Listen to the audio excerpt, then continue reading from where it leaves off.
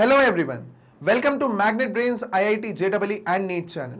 यहाँ पे competitive exams की तैयारी और उन कॉम्पिटिटिव एग्जाम्स के बेसिक्स बनाना, मतलब स्टेप बाय स्टेप आप किस तरीके से अपने कॉम्पिटिटिव एग्जाम्स को क्लियर कर पाएंगे, यानी कि फाउंडेशन कोर्सेज, इन सब के वीडियो लेक्चर्स, इन सब की तैयारी यहाँ पे 100% फ्री में होती है। मैग्नेट ब्रेन्स पे 2-3 वीडियोस देखने के बाद आपको कोई भी पेड सब्सक्रिप्शन नहीं लेना पड़ता, ना ही कोई दूसरी फीस पे करनी पड़ती है, क्योंकि यहाँ सारी चीजें 100% फ्री हैं, वो भी क्वालिटी कंटेंट और क्वालिटी टीचर्स के साथ। तो जैसा कि आप जानते हैं, आज का लेक्चर जो है वो हमारा है डेली प्रैक्टिस प्रॉब्लम सोल्यूशन, मतलब डीपीपी का सोल्यूशन। जो आपको पिछला लेक्चर था काइनेटिक मॉलिक्यूलर थ्योरी और स्टेट्स ऑफ मैटर का, उसके साथ एक क्वेश्चंस का सेट मिलता है, वो डीपीपी होता है। उस डीपीपी का सॉल्यूशन आज के लेक्चर में हम डील करने वाले हैं। तो इसमें वो सारे क्वेश्चंस होंगे जो हमने हमारे पिछले लेक्चर में डील किए होंगे। और अगर कोई क्वेश्चन ऐसा भी होता है जो एक न्यू अपीयर हुआ है या आपको ऐसा लगता है कि ये तो बिल्कुल नया है, तो वो आपके पिछले लेक्चर के कंसेप्ट से रिलेटेड होगा, भले ही उस स्पेसिफिक क्वेश्चन का डिस्कशन ना किया हो। तो इसका मतलब ये कि हमने उस लेक्चर में, जो लास्ट लेक्चर रहा है, उसमें हमने सारे कंसेप्ट्स पढ़ लिए हैं और यहां पे हम उसे अप्लाई करके उस क्वेश्चन को सॉल्व कर सकते हैं। तो चलिए शुरू करते हैं आज का लेक्चर। देखिए, सबसे पहले फाउंडेशन कोर्स मॉड्यूल में क्या क्या चीजें प्रेजेंट होती हैं उसका एक क्विक ओवरव्यू ले लेते हैं। आपको टॉपिक वाइज एक्सप्लेनेशन वीडियोस मिलेंगे, जैसे कि आपको अभी पिछला लेक्चर नेचर ऑफ मैटर का सबसे पहला पार्ट जो कि काइनेटिक मॉलिक्यूलर थ्योरी था, उसका वीडियो मिला है। तो इसी तरीके से आपको आगे भी लेक्चर्स के जो एक्सप्लेनेशन वीडियोस हैं वो मिलते रहेंगे। उसके बाद डेली प्रैक्टिस प्रॉब्लम्स की PDF, that is the DPP, वो आपको अवेलेबल होगी। तो जिस दिन लेक्चर आता है उसी दिन डीपीपी आपको वेबसाइट पे मिल जाएगी, वहां से डीपीपी को डाउनलोड करके और आप उसे सॉल्व कर सकते हैं। जिसके नेक्स्ट डे आपको डीपीपी का सॉल्यूशन वीडियो मिल जाएगा और ये सॉल्यूशन वीडियो में उन क्वेश्चंस को सॉल्व किया गया होगा। Chapter wise MCQs, chapter wise हर चैप्टर के 500 से भी ज्यादा एमसीक्यूज मिलेंगे, जो कि आपके पास एक क्वेश्चन बैंक को डेवलप कर देंगे और उसके बेसिस पे आप अपनी जेईई या फिर नीट की तैयारी बहुत अच्छे से कर सकते हैं। फिर आते हैं डाउट सॉल्विंग सेशंस। यहाँ पे रेगुलर डाउट सॉल्विंग सेशंस होंगे। एनी हाउ आप अपने डाउट्स जो हैं वो वीडियोस के कमेंट बॉक्स में डाल सकते हैं, बट फिर भी अगर कोई इंस्टेंट डाउट आता है और आपको लगता है कि आप ये हमें लाइव ज्यादा अच्छे से क्लियर होगा, आप उसे नोट करके रखें और जब भी लाइव सेशंस होंगे तब आप ये डाउट वहां पे क्लियर कर सकते हैं। नेक्स्ट है weekly test paper chapter wise. तो हर चैप्टर के वीकली टेस्ट हुआ करेंगे, वो आपको और अच्छा उस चैप्टर में अपग्रेड कर देंगे। फिर आता है guidance about paper pattern, stress management etcetera and official notification related to the examination. So guidance आपको मिलेगा प्रॉपर कि किस तरीके से तैयारी करनी है और किस तरीके से आप अपनी 8th, 9th, 10th क्लासेस के साथ फाउंडेशन की तैयारी कर सकते हैं बिना बर्डन पड़े। फिर स्ट्रेस मैनेजमेंट के टाइम टू टाइम आपको टिप्स मिलते जाएंगे और आपको कोई भी अगर ऑफिशियल नोटिफिकेशन कॉम्पिटिटिव एग्जाम से रिलेटेड आता है तो वो भी यहां सारी चीजें मिलेंगी। Chapter wise one shot revision. Chapter wise one shot revision का मतलब है हर चैप्टर का जब हमारा चैप्टर्स कंप्लीट हो जाएंगे तो उसका एक क्विक, बहुत ही पावर पैक्ड वीडियो होगा, जिसमें एक वीडियो में सारे कंसेप्ट्स को कवर अप किया होगा। And finally it's the online test series, जो कि आपके कंसेप्ट्स को और आपके कंसेप्ट के एप्लीकेशन को टेस्ट करने के लिए होगा कि फाइनली जब हमने सब कुछ पढ़ लिया है, ये सारी चीजें कर ली हैं, तो अब आप ऑनलाइन टेस्ट सीरीज में अपीयर होके और अपने कंसेप्ट को और अपने नॉलेज को, अपने लेवल को चेक कर सकते हैं। ओके, सो ये सारी चीजें फाउंडेशन कोर्स मॉड्यूल में 100% फ्री में आपको अवेलेबल करा रहे हैं मैग्नेट ब्रेन्स। तो चलिए आगे बढ़ते हैं अब towards our first question. Why do solids have any number of free surfaces and gases have no free surfaces at all, also compare with liquids? तो देखिए, सबसे पहले मैं आपको ये बता दूं, क्योंकि सॉलिड्स जो होते हैं वो बहुत टाइटली पैक्ड होते हैं। जो सॉलिड्स होते हैं वो टाइटली पैक्ड होते हैं और टाइटली पैक्ड होने के कारण उनके अंदर ट्रांसलेटरी मोशन की अगर हम बात करें तो वो अवेलेबल नहीं होता है, और ट्रांसलेटरी मोशन अवेलेबल ना होने के कारण उनके पास फ्री सरफेसेस होते हैं। तो अब अगर हम बात करें गैसेस की, तो गैसेस में ट्रांसलेटरी मोशन होता है। ट्रांसलेटरी मोशन का मतलब क्या होता है? एक स्ट्रेट लाइन मोशन जो होता है वो गैसेस में देखने के लिए मिलता है। तो गैसेस का इतना रैंडम मोशन होता है, इतना रैंडम मोशन होता है कि उनके पार्टिकल्स का फ्री सरफेस कहीं नहीं मिलता, क्योंकि उनके पास फिक्स्ड वॉल्यूम भी नहीं होता। वहीं पे जैसा कि मैंने आपको सॉलिड्स के बारे में बताया कि उनके पास ट्रांसलेटरी मोशन ना होने के कारण उनकी पोजीशन फिक्स्ड होती है, तो उनकी सारी सरफेसेस जो होती हैं वो अवेलेबल होती हैं। वहीं पे लिक्विड की बात करें तो लिक्विड का इतना रैंडम मोशन नहीं होता जितना गैस का होता है, बट लिक्विड का इतना फिक्स्ड मोशन भी नहीं होता जितना सॉलिड का होता है, तो इसीलिए इनकी एक सरफेस फ्री होती है, मतलब वो अवेलेबल सरफेस होती है। और लिक्विड्स के बाद भी ट्रांसलेटरी मोशन, लिक्विड्स के पास भी ट्रांसलेटरी मोशन थोड़ा सा पजेस करते हैं, वो रैंडम मोशन पजेस करते हैं, बट गैसेस जितना नहीं। ओके, सो इसीलिए सॉलिड्स में ट्रांसलेटरी मोशन ना होने के कारण फ्री सरफेस अवेलेबल है, गैसेस में ट्रांसलेटरी मोशन अत्यधिक होने के कारण फ्री सरफेस अवेलेबल नहीं है, और लिक्विड में मॉडरेट ट्रांसलेटरी मोशन होने के कारण एक फ्री सरफेस प्रेजेंट होता है। चलिए नेक्स्ट क्वेश्चन की तरफ बढ़ते हैं। Next is arrange different states of matter in increasing order of the densities with appropriate reason. अगर हम बात करें तो हमारे पास है सॉलिड, लिक्विड और गैस। अगर सॉलिड, लिक्विड, गैस की बात करें तो डेंसिटीज की, तो हम एक फिक्स्ड एरिया ले लेते हैं तीनों स्टेट्स के लिए। ठीक है, ये हमने एक फिक्स्ड एरिया ले लिया तीनों स्टेट्स के लिए। ओके, अब सॉलिड्स में पार्टिकल्स का अरेंजमेंट बहुत टाइट होता है, सॉलिड्स में पार्टिकल्स का अरेंजमेंट बहुत टाइट होता है, वहीं लिक्विड्स में पार्टिकल्स का अरेंजमेंट जो होता है वो थोड़ा सा लूज होता है एज कंपेयर टू सॉलिड्स। ठीक है, इस तरीके से देखिए यहाँ पे कितने पार्टिकल्स हैं, इतने से एरिया में वी हैव 12 पार्टिकल्स। यहाँ पे अगर आप देखोगे तो 1 2 3 4 5 6 7 8 पार्टिकल्स। वहीं गैसेस में अगर आप देखोगे तो पार्टिकल्स दूर दूर होने के कारण एक स्पेसिफिक पर यूनिट वॉल्यूम में कम पार्टिकल्स आते हैं। ओके, सो डेंसिटी क्या होती है, मास पर यूनिट वॉल्यूम, और मास पर यूनिट वॉल्यूम इस जगह पे बहुत ज्यादा है क्योंकि यहाँ पार्टिकल्स टाइटली पैक्ड है, इस जगह पे मास पर यूनिट वॉल्यूम थोड़ा सा कम है क्योंकि थोड़े से लूजली पैक्ड है, यहाँ पे इतना दूर दूर है पार्टिकल्स की इनका मास पर यूनिट वॉल्यूम जो है वो सबसे कम होता है। तो गैसेस में सबसे कम डेंसिटी है, सबसे कम डेंसिटी गैसेस में, उससे ज्यादा लिक्विड में, सबसे ज्यादा सॉलिड्स में डेंसिटी प्रेजेंट होती है। चलिए आगे बढ़ते हैं। थर्ड क्वेश्चन है reasoning. Pressure cooker reduces the cooking time, explain the principle involved. अब देखिए, प्रेशर कुकर की अगर हम बात करें तो जो प्रेशर कुकर है, ठीक है, उसमें ऐसे ढक्कन होता है। अब अंदर कोई भी चीज पक रही है, फ्लूइड फॉर्म में पक रही है, उसमें वेपर्स बनेंगे। अब वेपर्स ढक्कन को तो तोड़ के बाहर आ नहीं सकते, तो ढक्कन उन वेपर्स को हाई प्रेशर में दबा के रखता है। अब इसके कारण क्या होता है, जब ये वेपर्स और ऊपर नहीं उठ पा रहे हैं तो और वेपर्स बनना बंद हो जाते हैं, क्योंकि ऑलरेडी इस जगह पे बहुत सारे वेपर्स बन चुके हैं, जितने बन सकते थे उतने बन गए, अब और वेपर्स नहीं बनेंगे। ऊपर लगा हुआ ढक्कन टाइटली उन वेपर्स को दबा के रखा हुआ है, जिसके कारण और लिक्विड वेपर नहीं बन पा रहा। ठीक है, सो इसके कारण क्या होता है, हाई प्रेशर होने के कारण वेपर नहीं बन पा रहे हैं, तो बॉइलिंग पॉइंट ऑफ वाटर बढ़ जाता है। तो बॉइलिंग पॉइंट जो 100 डिग्री था वाटर का, उसकी जगह वो और ऊपर बढ़ जाता है, जिसके कारण जो सब्जी हमने अंदर डाली है पकने के लिए वो कम टाइम में हाई टेम्परेचर पे पक जाती है, क्योंकि हाई टेम्परेचर मिल गया। पानी तो उबल नहीं पा रहा है क्योंकि वो हमने इतना प्रेशर लगा रहा है। With the increase in the pressure boiling point of a liquid increases, याद रखना। अगर मैं उसके ऊपर बहुत ज्यादा प्रेशर लगा दूंगा तो मेरा जो लिक्विड है उसका बॉइलिंग पॉइंट बढ़ जाएगा, और बॉइलिंग पॉइंट बढ़ गया पानी का तो और ज्यादा हाई टेम्परेचर तक पानी चला जाएगा और सब्जी जो है वो जल्दी पक जाएगी। इस वजह से प्रेशर कुकर के साथ जो कुकिंग टाइम होता है वो रिड्यूस हो जाता है।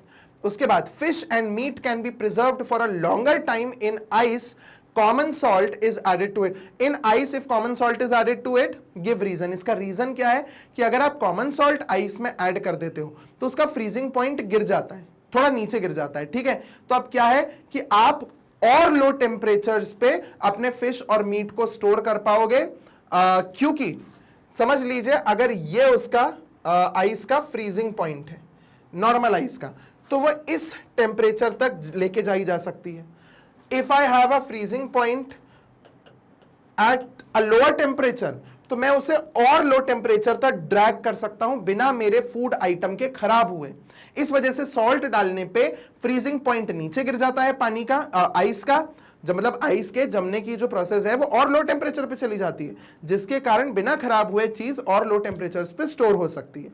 ठीक है, that is why we can keep fish and meat for a longer time ice में जिसमें नमक डाला हुआ है। And last, when a glass of ice cold water is kept open at room temperature, what observation is found? Give reason. अगर आप ice cold water के एक ग्लास को खुला रख दोगे रूम टेम्परेचर पे, इस तरीके से, इसमें पानी भरा हुआ है आइस कोल्ड वाटर, तो हवा में प्रेजेंट जो वाटर वेपर है ना, हवा में प्रेजेंट जो वाटर वेपर है, जैसे ही वो इस ठंडे आइस के ग्लास के कांटेक्ट में आएगा, वो यहीं के यहीं कंडेंस हो जाएगा और लिक्विड ड्रॉपलेट्स आपको देखने के लिए मिलेंगी। ये प्रोसेस है कंडेंसेशन की।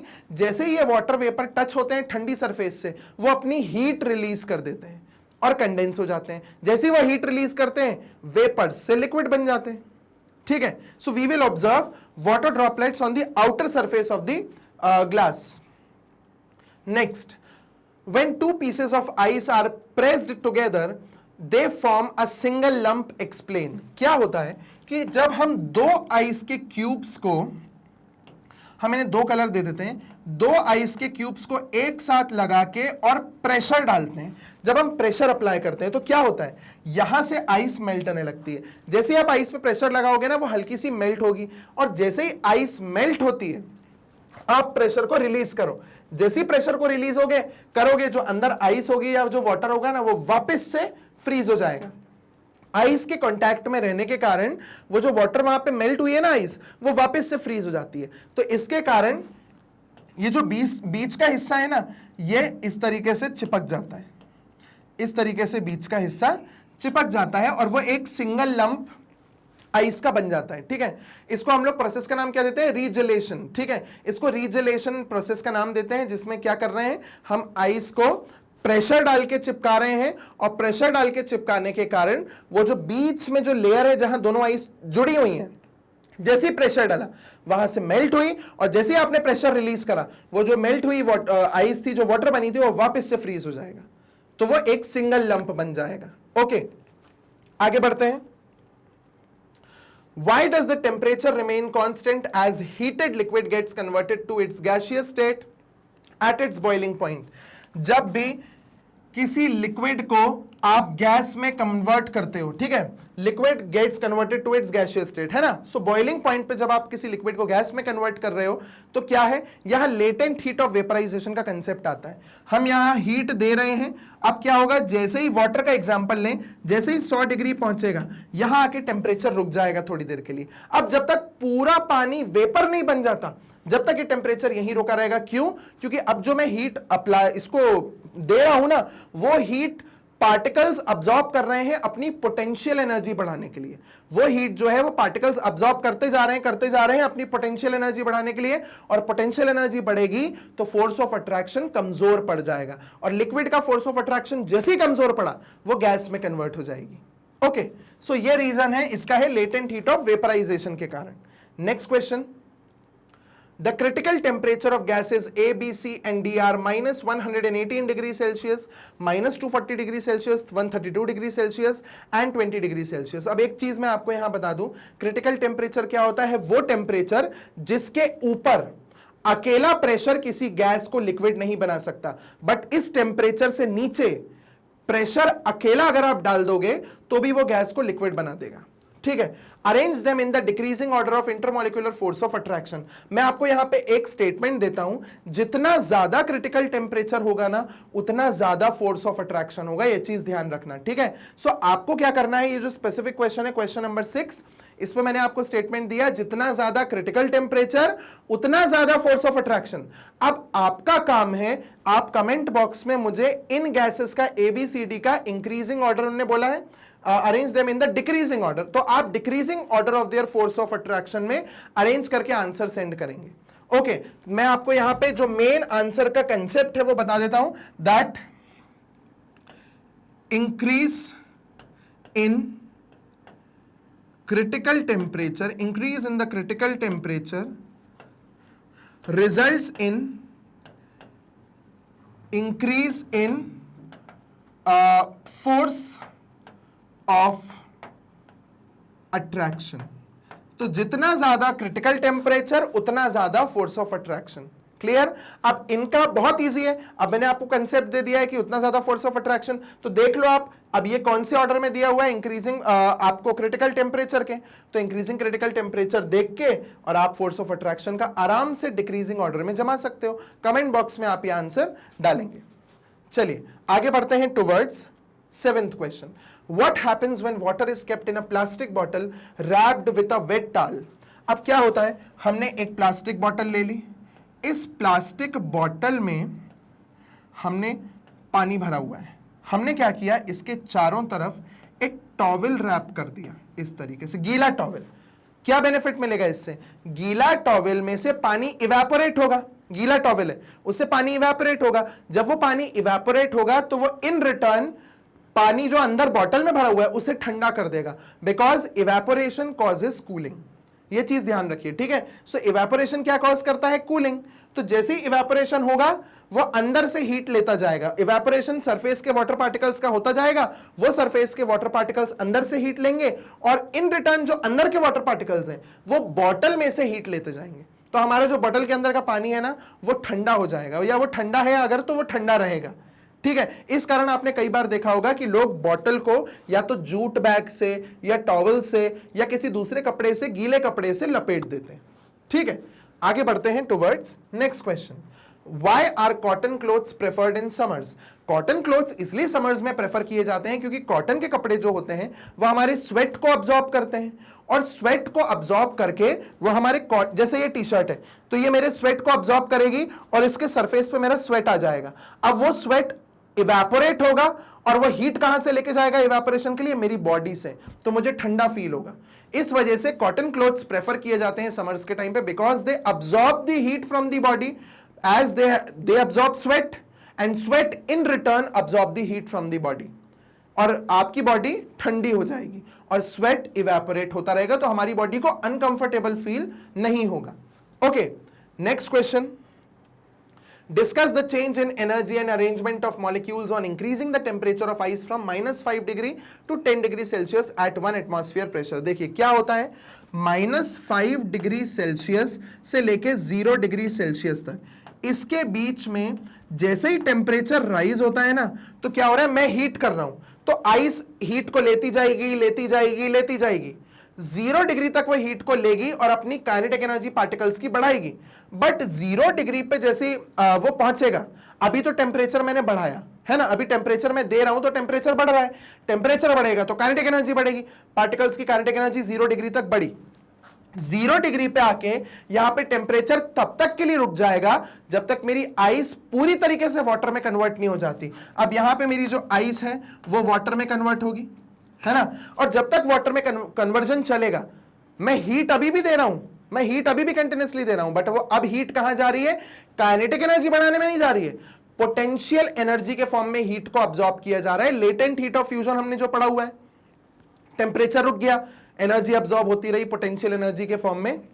जैसे जैसे पार्टिकल में पोटेंशियल एनर्जी बढ़ती है वैसे वैसे उसका फोर्स ऑफ अट्रैक्शन कमजोर होता है, तो पोटेंशियल एनर्जी के फॉर्म में एनर्जी बढ़ती गई बढ़ती गई बढ़ती गई, आइस पूरी तरीके से वाटर बन गई, और जैसे ही वाटर बनेगा फिर से टेम्परेचर बढ़ना शुरू हो जाएगा और फिर 10 डिग्री सेल्सियस तक टेम्परेचर बढ़ेगा और साथ ही साथ में काइनेटिक एनर्जी बढ़ेगी। तो यहां पे टेम्परेचर जो था वो बढ़ा और हमारी काइनेटिक एनर्जी बढ़ी, बट फिर 0 डिग्री पे जो रुक गया है वहां पोटेंशियल एनर्जी बढ़ी, और फिर जैसे ही 0 डिग्री से 10 डिग्री की तरफ बढ़ेगा तो टेम्परेचर बढ़ेगा और काइनेटिक एनर्जी भी बढ़ती जाएगी। ओके, सो यही उसका मेन कंसेप्ट है कि -5 से लेकर 10 डिग्री तक किस तरीके से एनर्जी में चेंज आ रहा है और अरेंजमेंट ऑफ मॉलिक्यूल्स में। एक चीज और बता दूं, 5 से लेकर 0 तक मॉलिक्यूल्स थोड़े पास हैं, 0 पे एकदम फ्री हो जाते हैं क्योंकि आइस से वाटर बनता है, और फिर जब पोटेंशियल एनर्जी लेते रहेंगे लेते रहेंगे लेते रहेंगे, अब वो पूरा वाटर बन चुका है, वाटर बना तो पार्टिकल्स दूर दूर हो गए। अब फिर 0 डिग्री सेल्सियस से लेके 4 डिग्री सेल्सियस तक पानी के पार्टिकल्स जो होते हैं वो बहुत पास होते हैं, ठीक है, मतलब 4 डिग्री एक ऐसा टेम्परेचर है, मतलब जैसे कि मैं आपको बताऊं थोड़ा और स्पेसिफाई करके, 0 डिग्री से लेके 3.9 या 3.8 तक आप बोल दो, 3.8 या 3.9 तक ये टेम्परेचर तक पार्टिकल्स थोड़ा दूर जाते हैं। फिर 4 डिग्री सेल्सियस जो होता है ना, इसमें पार्टिकल्स फिर से पास आ जाते हैं, और फिर 4 से ऊपर पार्टिकल्स जो हैं वो दूर हो जाते हैं, मतलब पार्टिकल्स मूव अवे। ये एक प्रॉपर्टी है पानी की, इसको हम लोग बोलते हैं एनोमैलस बिहेवियर ऑफ वाटर। एनोमैलस मतलब एक अलग सा बिहेवियर।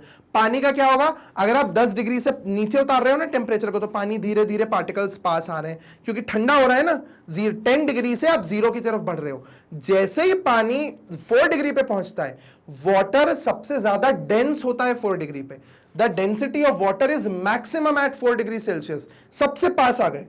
और जैसे ही 4 डिग्री से टेम्परेचर नीचे उतरता है, फिर से पार्टिकल्स दूर हो जाते हैं। क्यों? क्योंकि आइस बनाने के लिए पार्टिकल्स को एक स्पेसिफिक अरेंजमेंट चाहिए होता है। एक स्पेसिफिक अरेंजमेंट में पार्टिकल्स या मॉलिक्यूल्स जो हैं वो अरेंज होते हैं आइस बनाने के लिए। आइस जो एक सॉलिड 3 डायमेंशनल स्ट्रक्चर है, उसे फॉर्म करने के लिए पार्टिकल्स का स्पेसिफिक अरेंजमेंट चाहिए। तो वो 4 डिग्री से जैसे ही नीचे उतरते हैं फिर पार्टिकल्स दूर जाने लगते हैं। ठीक है, तो याद रखना 4 डिग्री पे वाटर की डेंसिटी सबसे ज्यादा होती है। Okay, and here comes the 10th question, what is critical temperature. तो ये एक टेम्परेचर है, इसको मैंने बोला क्रिटिकल टेम्परेचर। ओके, क्या है भाई ये क्रिटिकल टेम्परेचर? एक ऐसा टेम्परेचर जिसके ऊपर प्रेशर अकेला किसी भी गैस को लिक्विड नहीं बना सकता, बट इस टेम्परेचर के नीचे प्रेशर अकेला किसी भी गैस को लिक्विड बना सकता है। यह है critical temperature. So a temperature above which pressure alone cannot convert any gas into liquid, and a temperature below which pressure alone can convert gas into liquid. ये होता है हमारा क्रिटिकल टेम्परेचर। ओके, सो इसी के साथ हमारा डीपीपी का solution complete होता है। तो आई होप आपको सारे कंसेप्ट्स अच्छे से क्लियर हो गए होंगे, और ये सारे वही कंसेप्ट्स थे जो हमने लेक्चर में पढ़े थे। ओके, सो देखिए, अगर आपको अपने वीडियोस को देखने में एक सीक्वेंस में देखने में कोई प्रॉब्लम आ रही है यूट्यूब के चैनल पे, तो देखिए सबसे पहला सजेशन तो होता है कि आप प्लेलिस्ट को सर्च करें यूट्यूब पे। फिर भी कोई दिक्कत है तो आप मैग्नेट ब्रेन्स की official website that is www.magnetbrains.com पे जाइए। वहां पे आप IIT JEE या नीट के कॉलम में जाइए। IIT JEE या नीट के कॉलम में जैसे ही आप क्लिक करेंगे, फाउंडेशन दोनों के लिए कॉमन है, नीट हो या फिर JEE का पेपर, आप जैसे ही पहुंचेंगे आपको वहां पे देखिए सारे वीडियोस IIT के आपको अवेलेबल होंगे, IIT वाले सेगमेंट में, JEE के।